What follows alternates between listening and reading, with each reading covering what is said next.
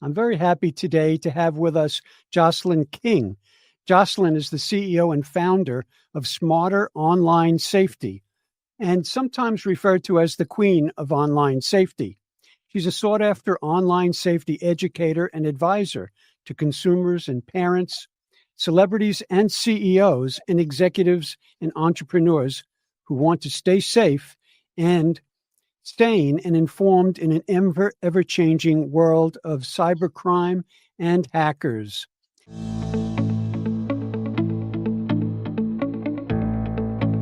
Welcome, leaders. In a world constantly evolving, true leadership requires resilience, presence, vision, and a willingness to embrace challenge and change. I'm Dr. Stephen Sideroff, and this is Quantum Leadership Podcast, where we go beyond conventional leadership to explore the principles that connect mind, body, and organizational success. And Jocelyn, what a pleasure to have you here. Thank you. Oh, thank you, Stephen. It's such a pleasure to be on. I love what you're doing and I love your conversations, and I'm so happy to be here participating in one. Thank you very much. And, one of the things that I'm always interested in talking to leadership and leaders who really are carving their own path forward is what was your path to leadership? What obstacles you encountered that either provoked you into the position of leadership or perhaps were obstacles that you had to overcome in your leadership path? So perhaps that's where we can begin our conversation. That sounds great. Well, I'm definitely one of the people who took the scenic route on my way to to the C-suite and the leadership path. Started my career fairly young because due to some family issues and stuff, I needed to leave school early. I graduated high school early, but I could not go on to college right then, even though I wanted to. And so I started working full time to support myself. And got married, a couple of years after that, started a family a year after that, and, wasn't sure really what I wanted to do. I actually had a dream of starting a publishing company. I had an idea I'd always wanted to be a writer. I had an idea for starting a magazine. I had an idea for starting, a company. So there's a part of me that wanted to be an entrepreneur, but I had no idea how to go about it or how to run a business, and at this point, as a married mom wanting to work, I'm 20 years old, and I started doing a number of things. And as most of us have, I find working with leaders, and I've also coached, a success coach and career coach to a lot of executives and founders of Silicon Valley startups and tech companies and things like that, and financial planners and all of this. I found that there's also serendipity is a big part of it. And so I started working as learning databases and learning how to, build databases and stuff, which was really ironic because I grew up in like a Hollywood background. My parents were in show business. So I grew up in a much more creative environment, did some commercials and some stage work and things like this. And I grew up in, with my parents studying with Lee Strasberg and being around famous actors and not so famous actors and all of this. So to go into something like database design in a company, in a corporate environment was my being the black sheep, I guess. But so I started learning about, organizational processes and systems. And, I just threw myself into taking advantage of whatever learning I could get. And I was getting mentored by people who were experts in different areas, everything from top writers and top managers and top IT people and all of this. So I just started, I used that as my college proxy until I started, and while I was taking a class at a time in school. And then my manager left and I kind of filled in. I was, very organized and responsible, and, the train's running on time and kept things going. And 9 months of that, of being an interim, I interviewed for the position, and thanks to the fact that people who had been my peers, and they were all older than I was 26 at the time. All my peers were between 30 and 60. They all said they wanted me to be their manager. And then 2 weeks later, I had to give 13 people performance reviews after becoming a manager. So that's how I got into. So let me ask you an important question here, right at this point. Yeah. All of these people said they wanted you as their leader. Why? Well, Why did they? What's that? Half of them did. Okay. Well, Right. that's 50% is not bad. So what was it that they were recognizing in you that they wanted you to be the leader? Well, and I think that that was the key thing, because I was interviewing for the position of the manager, and they saw in me the way I was as a leader. And what I was doing was sharing, well, I think we need to go from what we're doing today to doing this. And I would paint a picture of the better outcome that we knew we needed to aspire to, that we knew we needed to achieve. And I would ask for their input. And I was terrified most days. I go into work that when I had to lead a meeting, and I'd be like, oh, and there were a couple people who were not happy about me getting the position because they wanted it. And one of them was a 62-year-old man who had been employee number 4 in the company. And it started, this was a company of hundreds of people, and he had started in the founder's kitchen, so he was not happy that this young upstart woman who knew nothing about leading was going to be a manager. So I had to deal with that too, which I think is one of the challenges of leadership. And it helped make me stronger, because what it did was make me focus every day that I had to be the best possible leader I could be. Not a manager, but a leader, because I'm managing somebody twice my age who's resistant to everything I'm asking him to do. And so I had to lean into leadership to be effective in management. And I think the key thing about leadership was knowing that I ultimately had to make a decision and make a call, but I wanted input from everybody beforehand. So I would get information from individuals. I'd have one-on-one meetings with them. Sometimes they were just small. I'd go sit in their office for 10 minutes and say, I want to run this past you. What do you think? What do you think? I'd ask for, feedback. How do you think things are going in the group? And this is what I did, knowing that they're not going to want to criticize me. I would ask, what do you think's going well? What do you think could be better? And then what might we be missing that we could be looking at? So I really gave them the authentic truth that I valued their opinions, and that they were helping to shape it.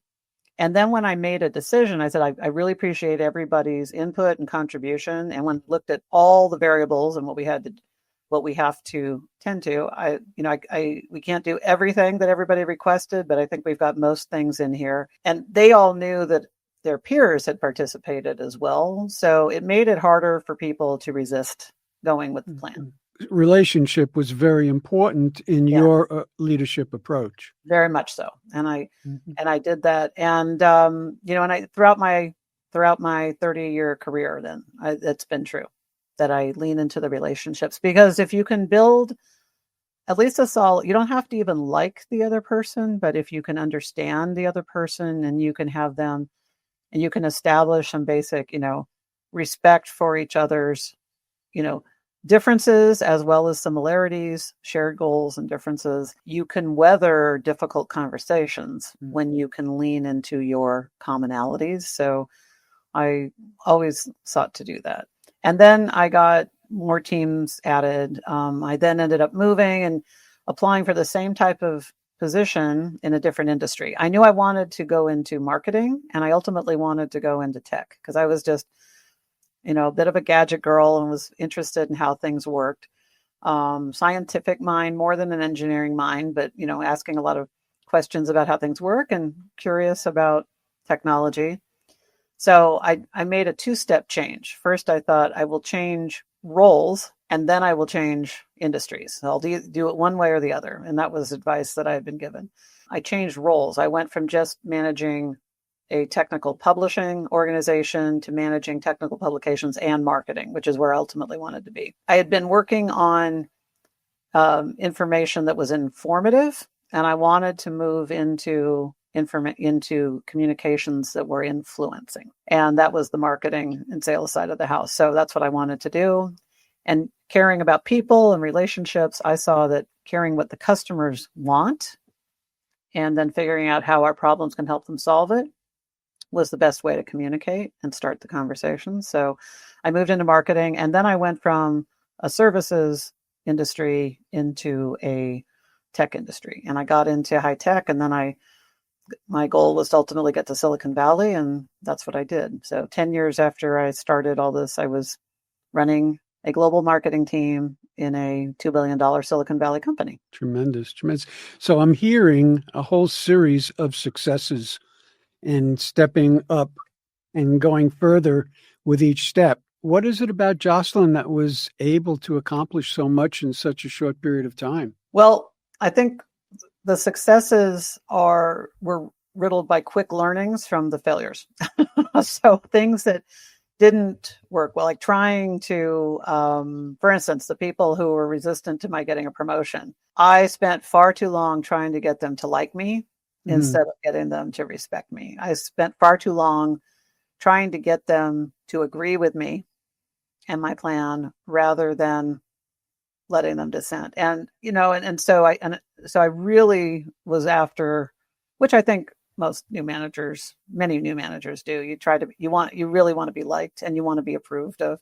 I think women in particular, because with a lot of nurture and, on top of nature, we've got more of a desire to please and be approved of. And it took me a long time to get over that. I kept decreasing it, but I really was going after approval. So I spent too long trying to appease people and not dealing with things head on. So those failures, if you will, and the instances where I wasn't getting them on board made me really focus on improving my communication, which made me stronger with everybody else. So it was kind of an 80-20 rule.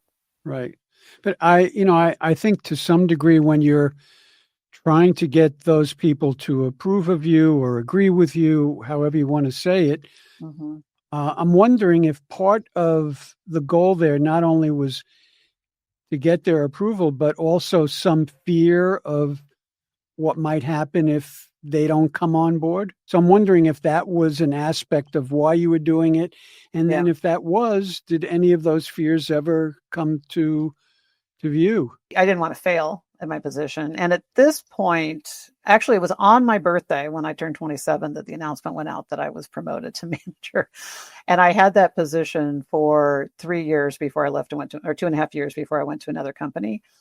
And in those 2.5 years, I think what I really learned was just some internal fortitude that I had to follow my own integrity. It was more gut feel than book learning. As an example, I had a woman working for me who had relocated from another part of the country, and I brought her out because she was really great at what she did. And then, and she's a junior person. She was, junior level individual contributor. Well, she and the CEO, there were two co-founders of the company, started having an affair, and were seen by a lot of the employees together and things like this. So the gossip was high that they worked there. Well, I had given her a promotion in the first year, and this was before she had moved out and even met the CEO, and she earned it. And then she was not happy with her next year's performance review because she wanted another promotion. And she hadn't earned it. To me, she had stepped up to the level I'd promoted her to, but she hadn't excelled enough to get promoted again. And you'd have to really do something extraordinary to get promoted 2 years in a row that way. So she filed a complaint, which means it goes to appeal. Now, as the manager, I had the opportunity to approve her appeal, which meant it would then go to the CEO's desk or deny it. And I had, and part of me was thinking, well, is this career limiting? I thought this could be career limiting to deny it because she is now the CEO's girlfriend and he's my boss's boss. But I thought, but she hasn't earned it. And so, no, I'm going to stay by my gun. So I denied it. And, and years later, I got to talk to them because they actually got married and had kids and, everything went well. But I said, I brought that up to him and I said, I remember that, and he couldn't even remember it. That's what was so funny. So it obviously wasn't it wasn't a moment I was about to get fired. And in some ways, I probably did him a favor because he didn't have to decide if his then girlfriend was worthy of a promotion or not. But I think everybody, that's a kind of a unique story, but everybody has a story of where their leadership is challenged. And in that moment, I thought, no, she didn't earn it and I'm not going to give it to her. So I'm not.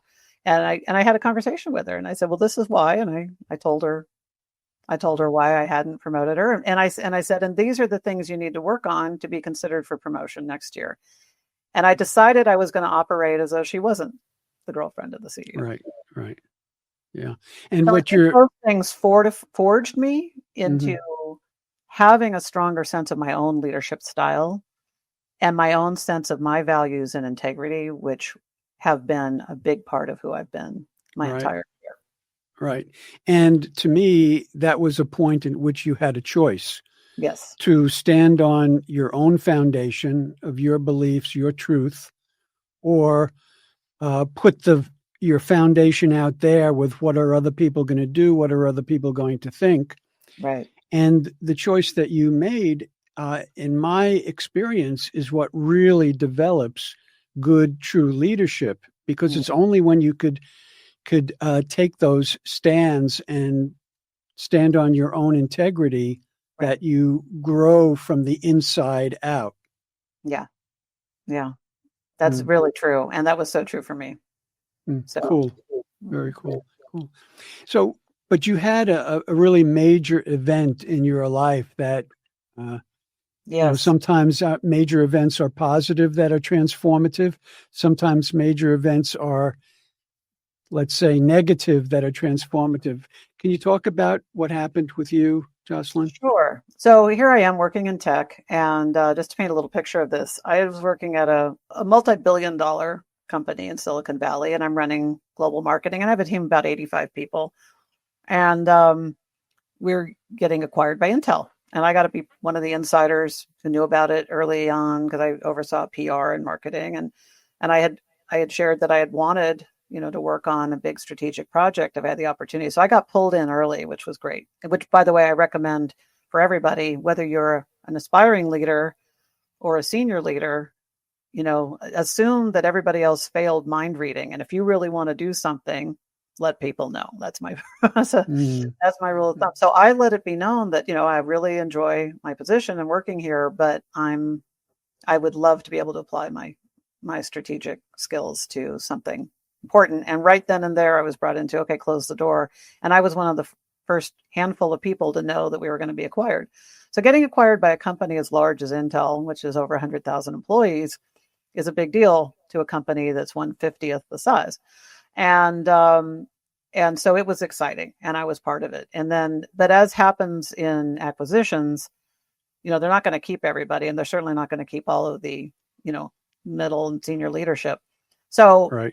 while I'm going through that, I start realizing I'm getting targeted by cyber criminals. And my family and we had our network hacked through, our identity compromised, and very strange things were happening. Like I woke up one morning and I just happened to look at my security system, which we armed every night. And I saw that the deadbolts to my office building and to my front door had been opened for 5 minutes and then relocked in the middle of the night. I'm going, well, nobody was up. We weren't up. And I'm looking back at the log and there's nothing there. And I call the security company. I'm going, yeah, you got to help me understand this. What is this? Because I'm thinking somebody could have broken into the house. And how could this happen? And they're saying, well, it must have been somebody. And they're then pointing out that maybe, somebody was sleepwalking or whatever. And I said, and I thought about that. And I said, wait a minute, we have a motion detector camera in our hallway. If anybody had come out of any bedroom, it would have been picked up, and there isn't anything there. So I'm having to argue with the security company that I'm paying to help protect for why something happened where I was not protected.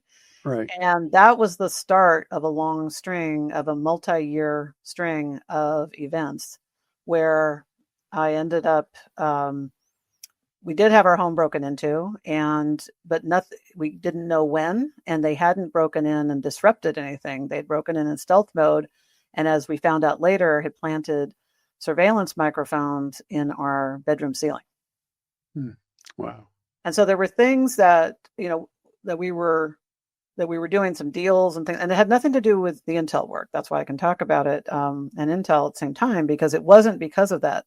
But what happened is I'm at Intel, I'm working with the CEO on keynotes and announcements and all this stuff. And I'm really wanting to make my career there. This is what I'd been wanting to do for, almost 20 years. And here I am at what should be the pinnacle of my career, and crossing a finish line that's really important. And instead, I'm suddenly being horribly distracted about whether I'm even safe in my own home. And going through an acquisition, I don't want to be a problem child. I don't want to be on the cut list. We don't. So I'm not leaning into anybody at Intel for any help or anything. I'm trying to just act like everything's fine, but everything's not fine.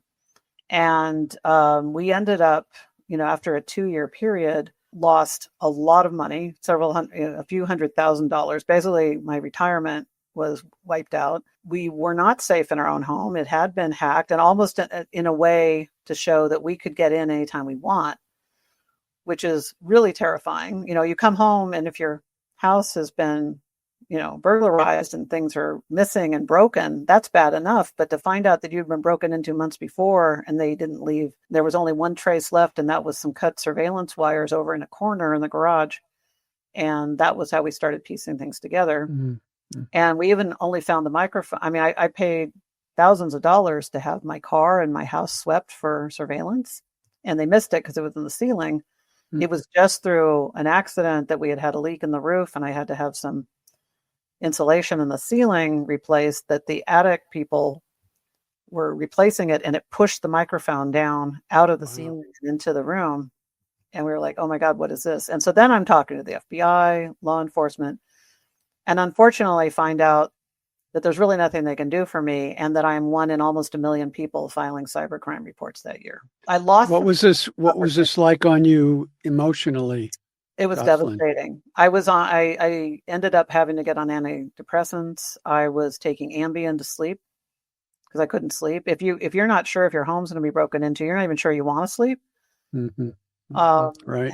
And I put in a second surveillance system, so I had redundancy. But we knew that somehow they had gotten access to a phone. So I'm dealing with all kinds of phone experts. I'm just trying to track down anybody who can help us, and private investigators and people who've been in law enforcement. And then I'm starting to meet some of the top cyber people who can help. And and they were able to help. We were never able to find the absolute smoking gun that could put somebody, could put somebody away and bring justice to it. But I was able to protect myself and my family. And but what started happening was that I ended up getting it ended up leading to my husband having a serious breakdown and a series of debilitating episodes, and then having PTSD.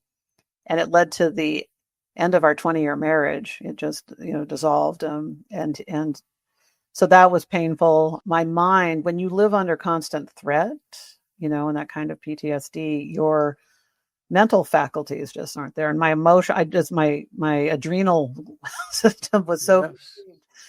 And so then my body started having, then I started having health problems. So I was having physical health problems. I was emotionally and mentally fried. I had lost all this money. My marriage was imploding.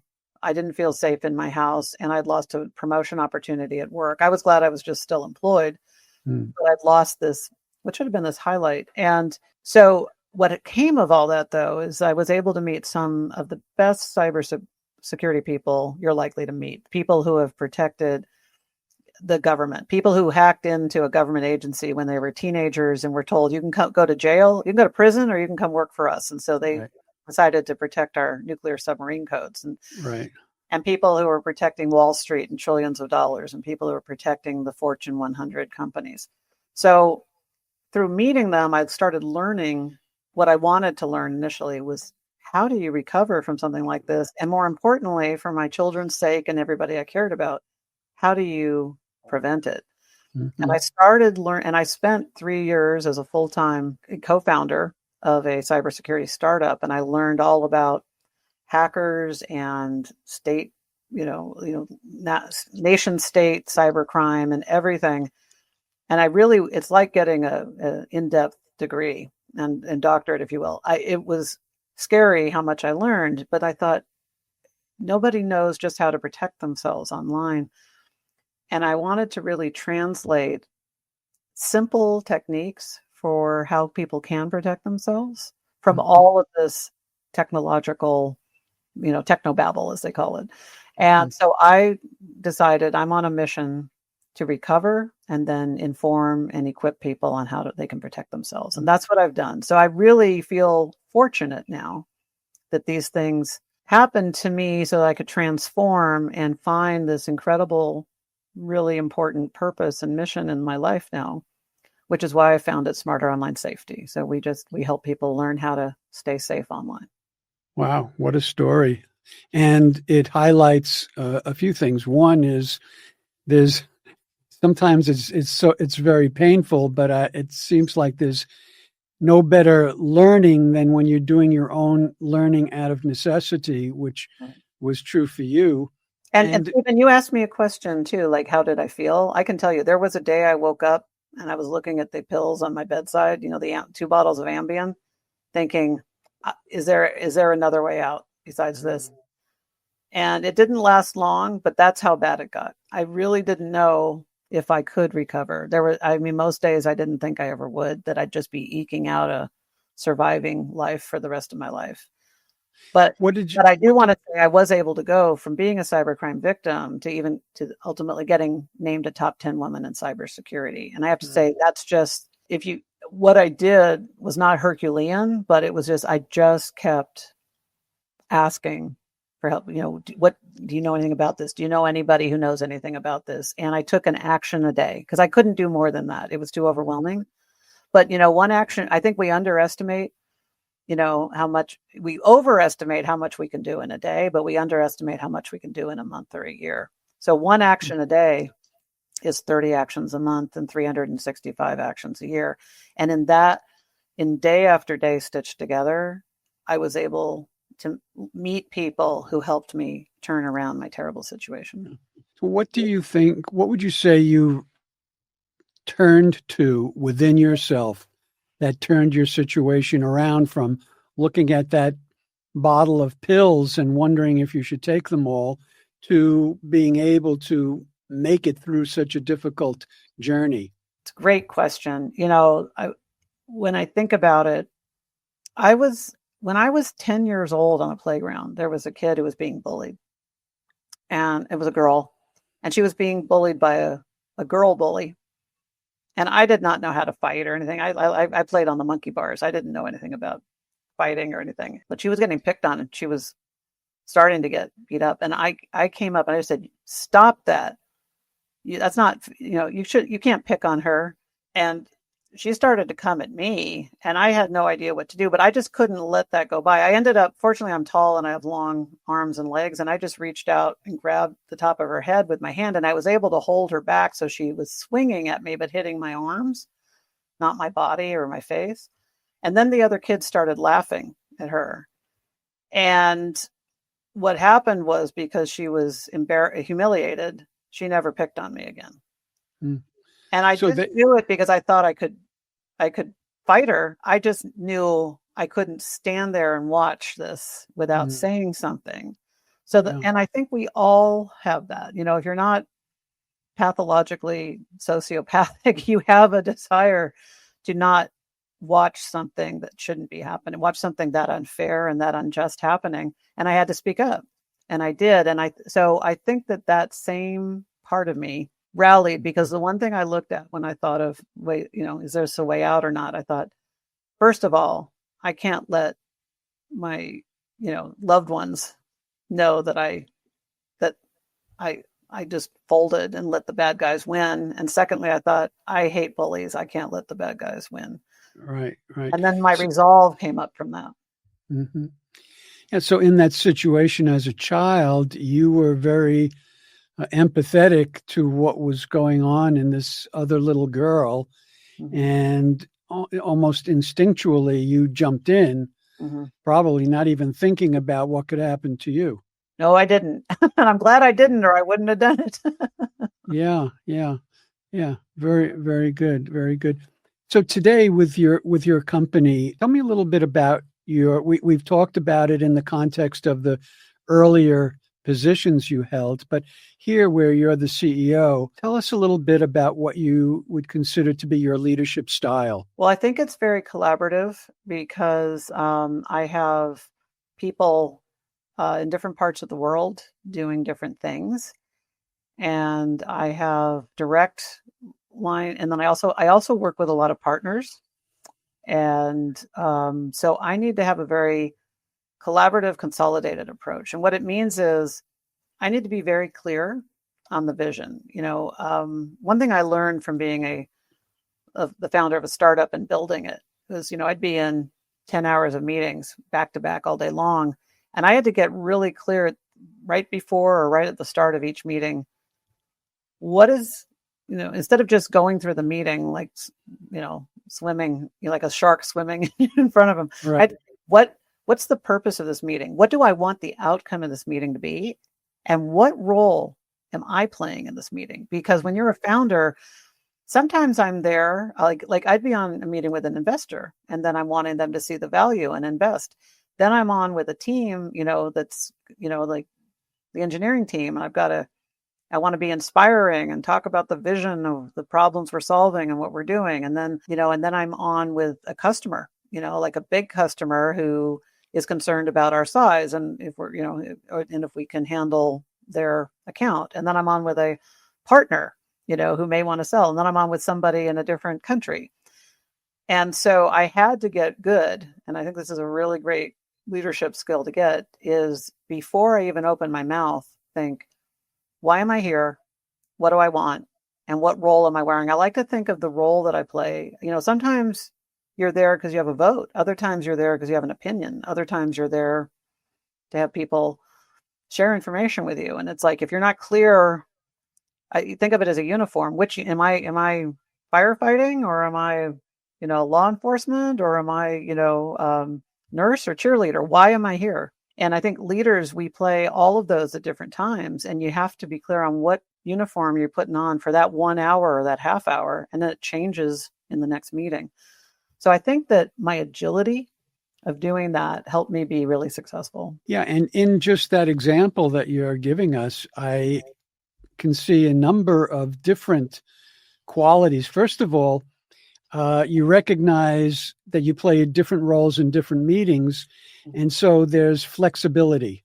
A lot of the times we enter meetings with a rigid approach where here's who I am and here's what I'm going to do, rather than what I heard you doing very effectively was determining the different goals of the different meetings. So again, planning ahead of the meeting, a little bit of a dress rehearsal, which also I think is a tremendous way to approach a meeting, because too often we're in the meeting, and once you're in a meeting, a lot of times we lose the ability to be the witness to what's going on, and Right. we're in the midst of it, and we're almost responding reactively to what's going on. Right.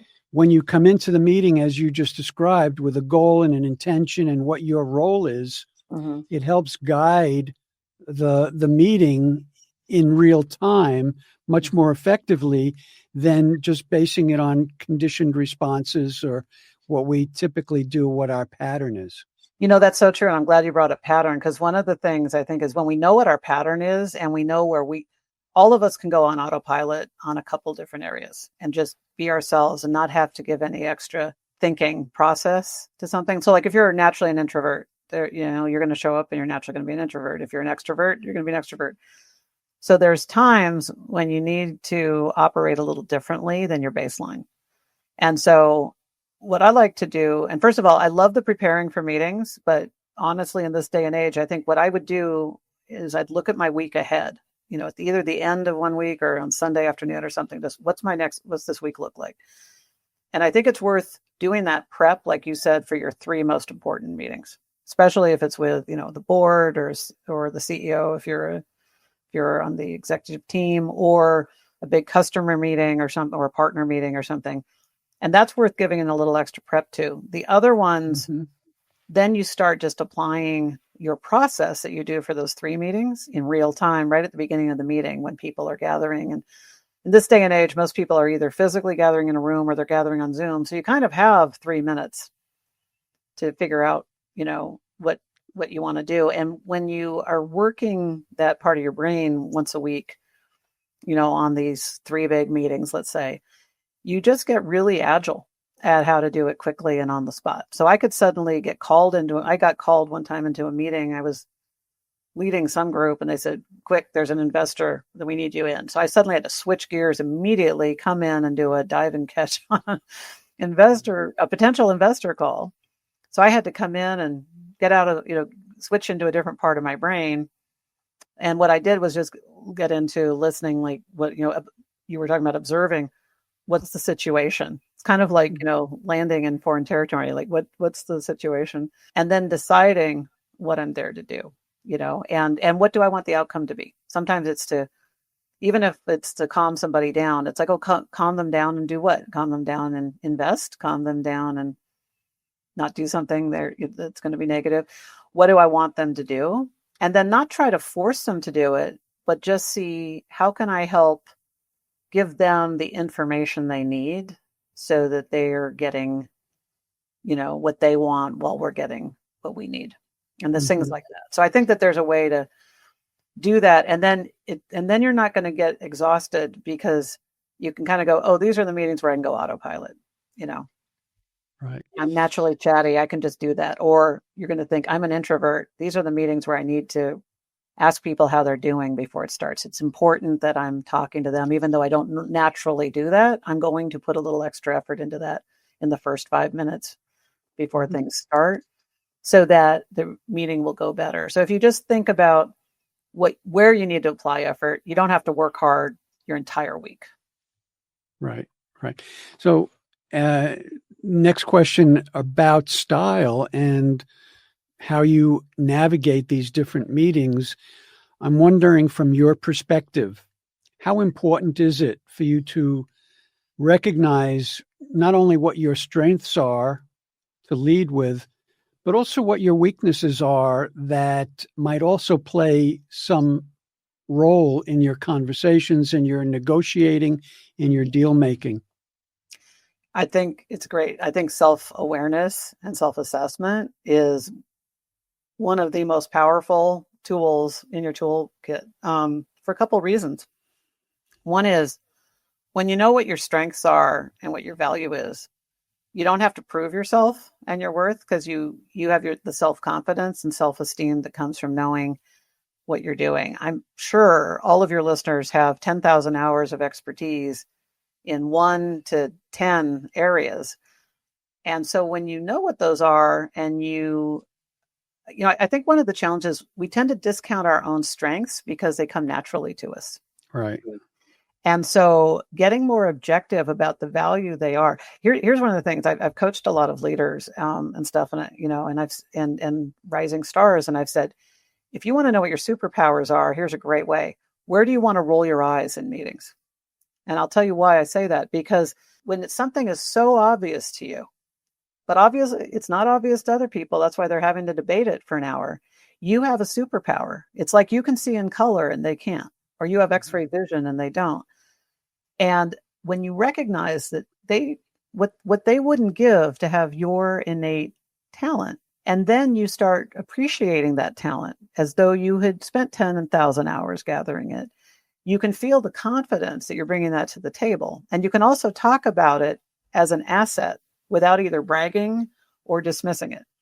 You can just be, one of my strengths is, the relationship building. So I'm happy to do the partnership meeting with this so you're bringing it to the table as an asset. The other thing is when you know what your weaknesses are, you can say, oh, well, I'd love to get somebody to help with this because all the financial analysis calculations not my strong suit, and I'd rather partner with somebody. You're not trying to cover up the fact that it's not your strong suit. You're not trying to, be defensive about it. I think so many people get defensive because they actually feel insecure about something. Mm-hmm. And when you just admit that that's not your strongest suit, you're not saying you're not capable. You're just saying it's not your strong suit. It's almost like with strengths finders. There's 50 some strengths finders. Nobody has all of them. Right. So it's just I have these. What do you bring to the table? And let's partner. And the more you can do that, the more self-awareness you have, the less defensive you are, and you're able just to talk about it as, oh, this is an asset. Does that work well with your asset? Let's join forces and do this together. And then other people are just actually they're kind of in awe of you because you're not being defensive, you're not being insecure, and you're not bragging. It's kind of like they don't know what to do with somebody who's either not bragging or apologizing.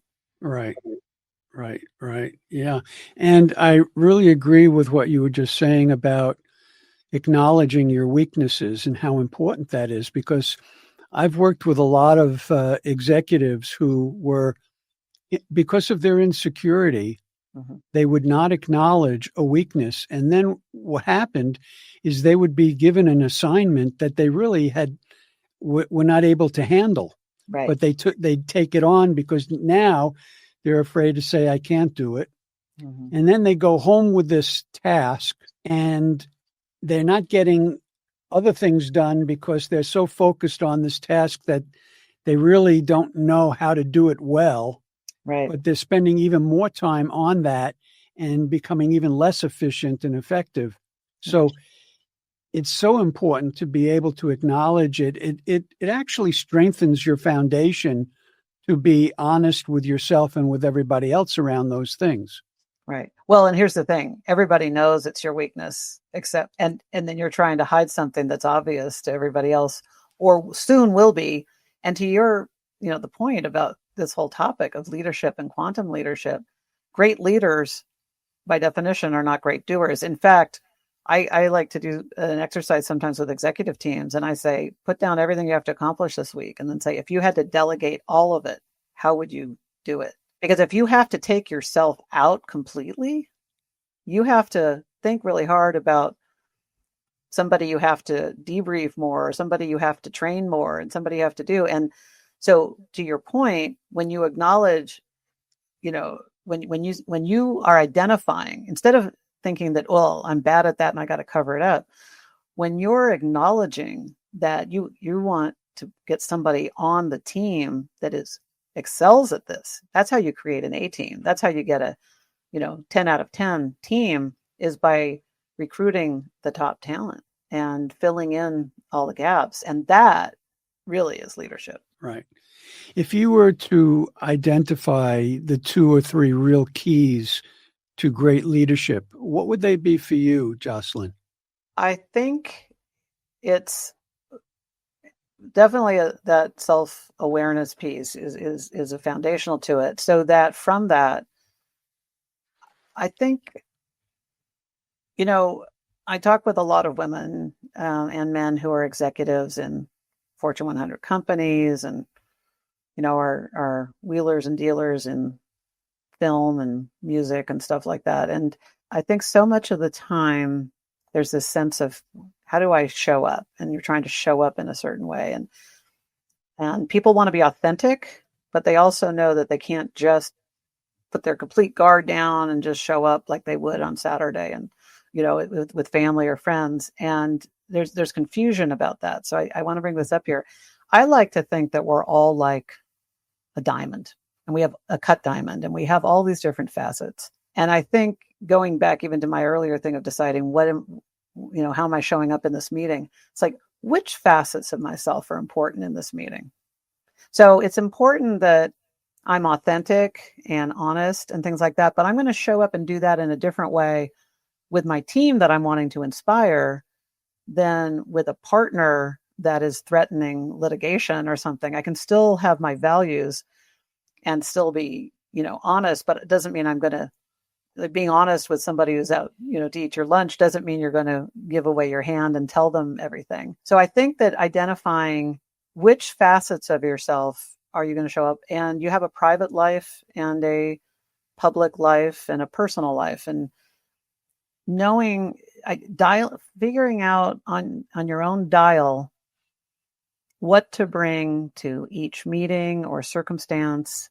And that also applies in your personal life and at home, not to bring too much of your professional persona home to your loved ones, and not to bring too much of your inner personal life that's not completely appropriate into the work setting. And it doesn't mean you're not authentic. It means these facets are for here and these facets are for there. Mm. It's kind of like what Beyonce did when she had Sasha Fierce. She was like, Beyonce is, a nice Christian Texas girl. She's not going to get up and shake her booty that way and stuff, but Sasha Fierce will. So she created a persona that was part of her, but it left some of the other parts back. And I think we could all learn from Beyonce on that one. What do I want to bring forward? What do I want to bring back? And by the way, she got to the point where she then didn't need Sasha Fierce anymore. She was then, this is now Beyonce on stage. This is Beyonce the mom. This is Beyonce the wife. This is Beyonce the businesswoman. And so if you need a Sasha Fierce in your life to help you be a better leader, then create one for yourself. And keep acting as that future perfect version of yourself until you get there. Yeah, yeah. And it also points out, living with intentionality. Mm-hmm. So everything that you do as a leader, you're starting off with some perspective, some intention, some goal, some vision of where you want to get to. Right. So it's almost like painting the picture of where you want to get to, and that helps pull you in that direction rather than forcing or pushing yourself.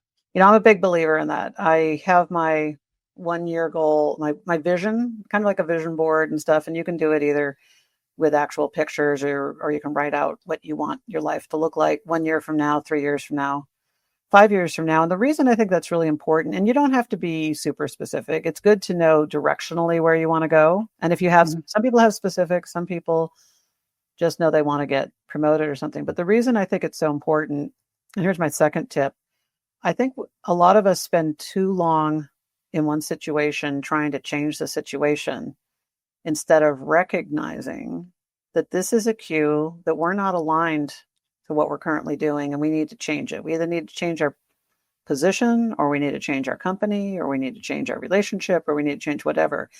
And I think we get caught in being that boiled frog, that if you throw a frog in the hot water, will jump out. But if you put a frog in tepid water and raise the heat, it'll boil without knowing it. I think the true leaders need to step back for themselves personally and for every area of your life, and certainly for your company and your team. Think long-term of where you want to be, and then say, what am I doing that's helping us get here faster? Or what should I be adding that we're not doing? And what should we stop doing to get there faster? And I think that asking those questions helps us be more decisive about what we need to stop doing, where we need to just cut our losses and make changes. And I think that we're also much more fulfilled and satisfied personally and professionally and in every way when we're making those decisions. And I think we sometimes I know I have, and a lot of the people I've mentored and coached, have done it too. We try to change a situation for too long. So I think stopping and really getting clear on what we want and then making a decision is really important. That's my second most important tip. Yeah. Yeah. And the title of this podcast is Quantum Leadership. And some of the quantum effects that science has demonstrated to us are fascinating. For example, this notion of superposition, that something can be in multiple places at the same time, and that before there's an observation on that situation, and the observation, the looking at, collapses all of those possibilities into one result. It's in one location. Right. And I wonder if, when we have visions of where we would like to get to, when we have intentions and start painting pictures, that we are actually impacting those probabilities of where the collapse occurs, in terms of the collapse occurring where our vision is guiding that collapse. Yeah. So that's one of the exciting ideas around the notion of quantum leadership, is how can we take some of these concepts that's really the foundation of reality, the quantum world, and how might they be playing a role in our lives on this level, and how can we take leadership and use leadership to kind of hone these kinds of principles and use them to our advantage. I love that. I have personally, and from experience and also from observation and from study, come to realize that we have much more power over our conditions than we know. And, the more that I started seeing what I wanted my life to be like and then started taking steps towards it, I was amazed at how quickly things started changing, because I didn't realize how much I was staying in the same situation by just thinking about my current situation all day long, over and over, and not changing, not interrupting my pattern. And by focusing more on what I wanted more of and less of, that was the question I started asking myself every day. What do I want more of? What do I want less of? So when I had something horrible happen, or a bad experience, or whether it was the cybercrime stuff or something at work, I thought, well, I want less of that and I want more of this. And just painting the picture of where I was going, where I was going to have more of it, drew it to me faster. Yeah. And, aside from being a leader of an organization, I like to think of all of us as leaders in our own lives. Yes. And you just described some ideas that are perfect for all of us as individuals, as leaders in our own lives, because that's how we get to where we want to be getting, with those intentions and with those focus and with those decisions that we all could be making all the time. I agree. And that's why I think your pillars are so important, because I know for me, after my marriage had imploded and my finances were imploded, and I thought I need to, change careers. And I just, it's kind of like, when you think you're coming up to the pinnacle of something and finding out you're starting over. I could have dwelled on that and just felt sorry for myself for a very long time, with good reason. And I don't fault people who are there. But I also realized, well, what do I want things to be like? And I think a lot of times, especially as adults, we stop ourselves from dreaming because we're afraid they won't come true. But what I've actually found, it's one thing if I go for a dream of something I want to be doing, or a career I want to have, or some experience I want to have, and I don't make it. And that may be disappointing, but what is far more disappointing is to never get it because I never tried. Mm-hmm. And so I'd rather go for my first choice and end up with my third choice than to start at my 10th choice, or not start at all and not have any change. And what I really don't want, and what I really don't want for any of your listeners, is to get to the end of our lives and look back with any regret. So I love to think about what do I want? I was amazed when in January of one year I was doing a visioning workshop, and I put together what I wanted, and I put these goals up there of things I wanted. And I thought, well, that's a lot to ask for in 1 year.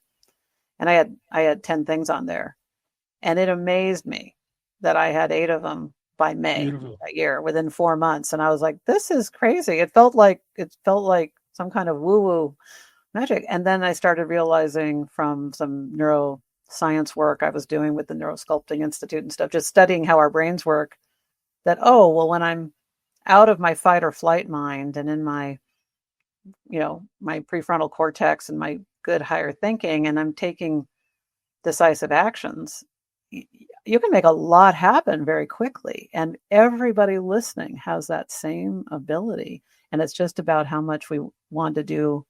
And I don't recommend overdoing it either. It's kind of like exercise. You don't want to go to the gym and work out for 8 hours to get in shape. You just want to go and start small and keep increasing. But everybody, think of this. In 30 days, if you got clear on something you wanted more of, not trying to think, how do I wholesale change my life, but what would I like more of in my life? And you just did one step a day towards getting that, you'll be amazed what happens in a single month. I promise you. I appreciate you bringing up getting out of the fight or flight mode. Of course, that's our stress response. Mm-hmm. And too much of the time when we're in business, at work, under the gun, we automatically go into that fight or flight state. Yeah. But what people don't realize is that too much in the fight or flight will actually impair cognitive functioning. Yeah. That what happens under chronic stress, where you're going from one stressful situation to another throughout the day, is that the brain wants to shift down into the more primitive centers, survival, fight or flight. mode. And when it does that, you don't have as much access to the cortex where our best problem solving takes place. Right. So I find this is such an important mastery for CEOs and leaders to be resilient, to be able to find ways of staying in a place of balance throughout the day so that you keep your mind as sharp throughout the day as possible. Yeah, that is so true. Very wise words. And I love the word balance that you used, because how can you be the leader you want to be without maintaining some kind of balance? I don't know that you can. I don't think you can. Right. So we're getting to our last few minutes here. I wanted to ask you if you found it more difficult, or what you think would be more difficult to reach where you reached in your career because you're a woman. How did that play a role in any additional difficulties, struggles you might have had in reaching where you did? And how did you handle those? Yeah, it's a very important topic. I certainly found it, being a woman in Silicon Valley, especially in electrical engineering based companies, which are, historically, 90 plus percent male, in graduating the universities. And then if that's the core competency of the company, that's the base. So I would be in meetings of the larger leadership team, and 40 people in a room, and I'd be the only woman if the other woman didn't show up. So I was in a minority, and the way it appeared was a couple ways. One is I was very aware of it. I think even more than them, and feeling I was somehow trying to compensate. I mean, there's a lot of pressure that women take on to try to be little men in that kind of environment. And it doesn't serve us well, because what we bring as women leaders is something that would be missing. It's the whole argument around groupthink. You want different points of view around the table to catch things that other people can't see. And so whether you're a woman or a minority, or whether it's all older, all younger, you want to have that balance. And so it showed up that I felt different. I was very fortunate in one of the companies I worked in early on, that they just had excellent leadership training and management training courses, and I got to take those, and they were very equitable and balanced, and the leadership team was half male, half female. So I got to experience that, and that was my benchmark. And then when I was in environments where I was the only woman, I noticed that they did not take the extra time to say, well, like if I had a different opinion, to think, well, why might I have that? And so sometimes it would hurt me because it sounded like I was dissenting because I had a different point of view. And other times it was a value add. And much of that had to do with how the meeting was led and who was leading it, and whether they were seeing my contribution as a value add or as dissenting. And I remember I had a great leader once say to me, if we're having a meeting with 9 people who are all going to come to the same conclusion, we just wasted everybody's time, because we didn't need a meeting. We could have asked any one of them to make the decision. The point of a meeting is to get everybody's viewpoints out. And Robert's rule of order is, if there's somebody dissenting, you give them the floor to explain why, because that person may be seeing something that the rest aren't seeing. And that's how you avoid groupthink.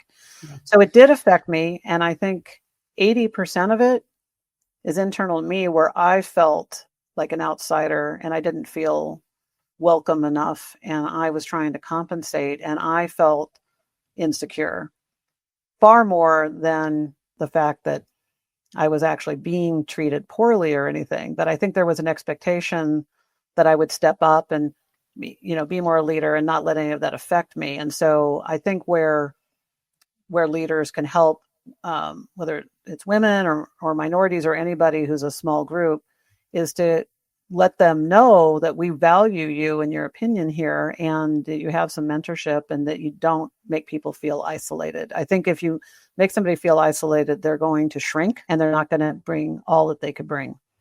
And I think that little extra effort makes a big difference. And when I've had it, I've blossomed, and I've helped companies and teams far more than when I've been told that wasn't a good idea and I should stay out.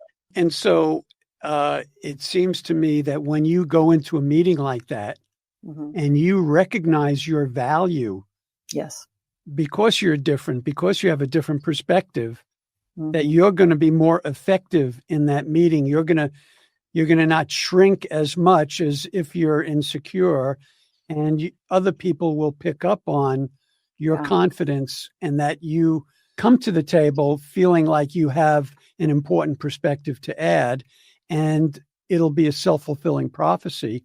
That's true. And in addition, leaders in meetings like that who help the woman or the other minority or whoever else is in that situation feel more comfortable in that meeting, that leader is doing a service to the entire group by getting the most out of everybody who's around that table. That's true. And they're being a better leader. It's so true what you say. One thing that I coach a lot of women I've mentored and have actually coached when I was doing some coaching prior to founding the company. I think it's a very good little Jedi mind trick to, no matter where you work, pretend you work for, Bain or one of the consulting companies, and you've been deployed for a 1 or 2 year assignment at your company as an expert. Because it gives you, I started doing this when I was going through the Intel acquisition. I thought, they were working with Bain on the acquisition. I said, I'm going to pretend in my head that I work for Bain and I'm being deployed in for my expertise, because it made me focus on what I bring to the table more. And also it got me out of trying to get approval and fit in to being, how can I add the most value? So instead of trying to fit in, I tried to bring my best to the table. So when you act like a consultant, or like use your last name, like if I pretended I'm a consultant from King Company, I would be focused on what value I could bring and not worry. And also it takes you out of playing the politics or paying attention to the power dynamics around the table. Be aware of them, but don't be dictated to by them. And I think that it gives you an objectivity and just enough distance. And then people notice that you're not intimidated and you're not kowtowing, and you're also not trying to fit in the pecking order on the on the totem pole. You're coming in as an expert. And when you do that, because your confidence is higher, because you're coming off as effortlessly fearless and competent and capable, and that you're valued more highly. And it gives you, it's less stressful. So I recommend that tactic for anybody who wants to start having a more relaxed work schedule. Well, Jocelyn, this has been such a wonderful conversation, and some of the thoughts and insights that you shared with us are really exceptional, and I really appreciate you joining me here. Thank you so much. Thank you so much, and I really appreciate you letting me come in and talk about my experience and also my mission that I'm doing now, and helping remind me of the things that I've learned. And thank you so much for your work, Stephen. Thank you. And thank you, everybody, for joining us on this Quantum Leadership podcast. I hope today's conversation inspires you to think bigger, be more authentic, and look for changes in your life that you are capable of making. If you think that there are leaders out there who would benefit from this episode, please share it with them. And everybody can reach me at drstephensideroff@gmail.com or drstephensideroff.com. Thank you.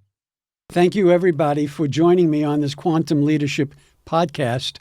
I hope today's conversation has inspired you to think bigger, lead more authentically, and take steps toward meaningful change. If you've enjoyed this episode, please share it with others and make sure you subscribe and go to my website, drstephensideroff.com. Thank you again.